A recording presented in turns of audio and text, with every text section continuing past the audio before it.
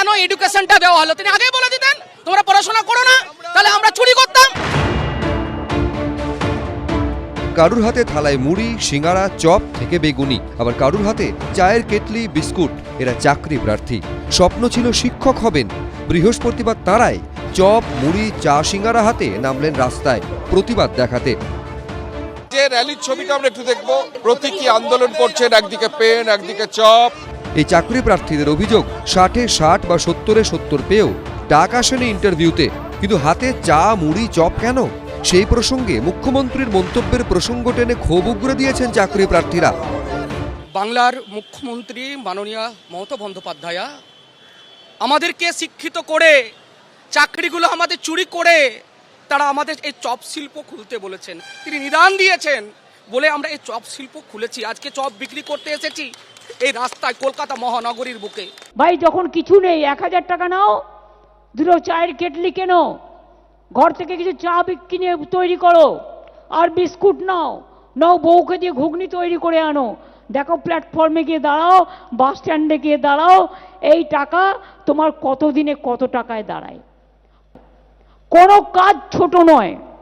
বৃহস্পতিবার কলকাতা অভিযানে ডাক দেয় 2025 সালের নিয়োগ পরীক্ষায় অংশ নেওয়া নতুন চাকরি প্রার্থীদের একাংশ। শিয়ালদা থেকে মৌলালী ক্রিক রোড ধরে ধর্মতলার দিকে যায় মিছিল। সুবোধ মল্লিক স্কোয়ারের কাছে পুলিশ ব্যারিকেড করে মিছিল আটকালে রাস্তায় বসে পড়েন আন্দোলনকারীরা। যে সমাজে শিক্ষা চুরি হয়ে যায় সেই সমাজে শিক্ষিত বেকারদের চপ ভাজা, এই চা বিক্রি করা ছাড়া আর কোনো উপায় নেই।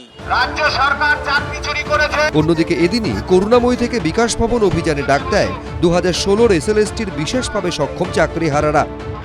নম্বরের জন্য ডাক পাননি এবারে পরীক্ষার ইন্টারভিউয়ের জন্য, সেক্ষেত্রেই তাদের এখন বক্তব্য যে মুখ্যমন্ত্রী হস্তক্ষেপ করুক, যারা এরকম শিক্ষক শিক্ষিকা রয়েছেন তাদের দিকে মানবিকভাবে তাকান এবং তারই সঙ্গে তাদের যে চাকরি ছিল সেই চাকরিতে তাদেরকে যাতে পুনর্বহাল করা হয়।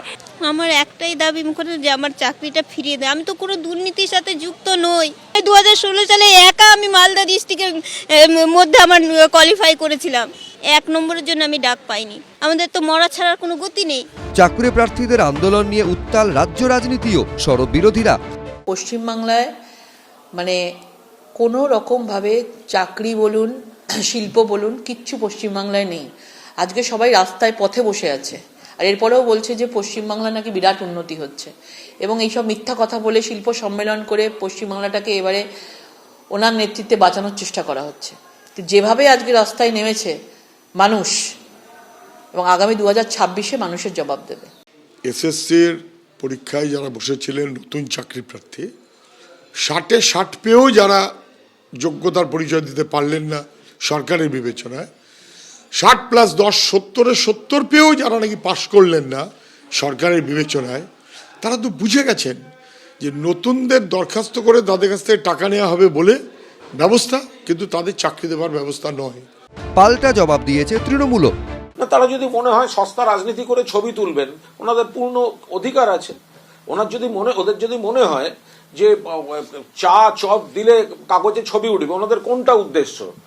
যে ওনাদের চাকরি পাওয়াটা যদি উদ্দেশ্য হয় তাহলে বাম রাম কংগ্রেসকে বলুন।